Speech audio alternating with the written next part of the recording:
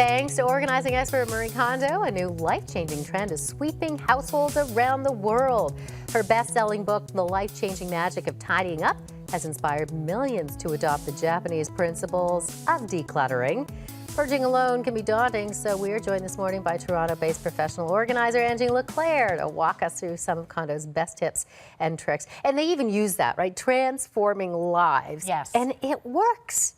It does work. It's amazing about this, like when people talk about you need to declutter, as in when people tell me I need to declutter, that's one thing. Being able to do it is entirely different. Her theory, what is it about her theories? Well, I think her books are actually very simple to read, and she has a very different system of doing things.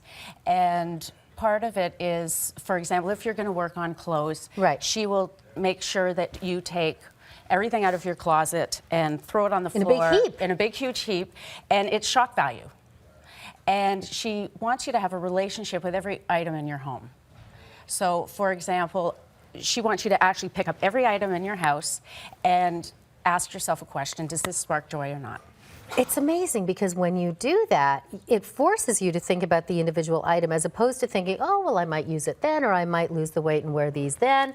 All of those questions seem to disappear when you do that one basic thing. Yes, and it's very overwhelming for you when you're trying to do it, especially when you're trying to do it by yourself. So when you, and I mean, you yourself know, and you've got clients and people need to declutter, but people are talking about her in a way that they haven't been talking about other theories, but yet all of the people that would be home decorators, designers, those people, subscribe to it.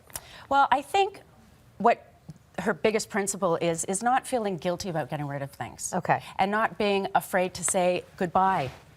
And she wants you to thank your item and just have Which is really, it sounds kind of hokey when you say, what do you mean you're talking your clothes? Like, really? So you've brought in a couple, like, I have. just a couple of shirts. So show me what she would do. Okay, so of course this would be on a big heap on the floor. Yeah, so okay. She wants you to pick up every single item. And for example, I have a very, rough-looking Muskoka T-shirt, okay, but I still love it. Okay. And it still brings me joy when I see it, and especially in the winter when I'm thinking about cottage time. So I'm going to keep this because I love it. It brings you joy. It brings me joy. So this top here, I used to love it. It's still been in my closet for 3 months. Yeah. But it has stains on it. But so this would be something that I would go, you know what? It has served its purpose, and it's time to move on. So thank you very much.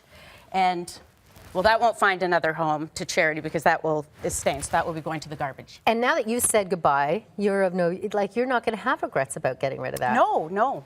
Okay. No. And especially when I'm working with clients and decluttering, I take everything out of the house as soon as we're finished, so that there's no second guessing. No.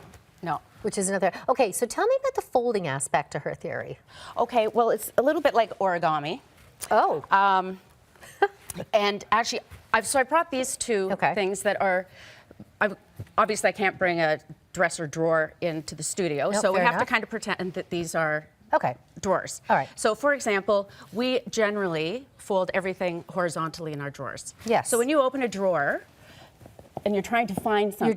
You're digging through, and what ends up happening is it either becomes a mess or the poor little things at the bottom are getting no respect and never get worn. Because you forget they're there. Because you forget they're there. This would kind of be my drawer when you do that, right? Yeah. Yes. There's my drawer. Yes. Okay. So now this drawer is, and I'll pull something out to fold it. The origami, well, it's her method, but to me it's kind of like origami. Take these books down so we can kind of see what you're doing. All right. So she says, make sure everything is vertical. I know, look at So when you open your drawer, you can see everything in there.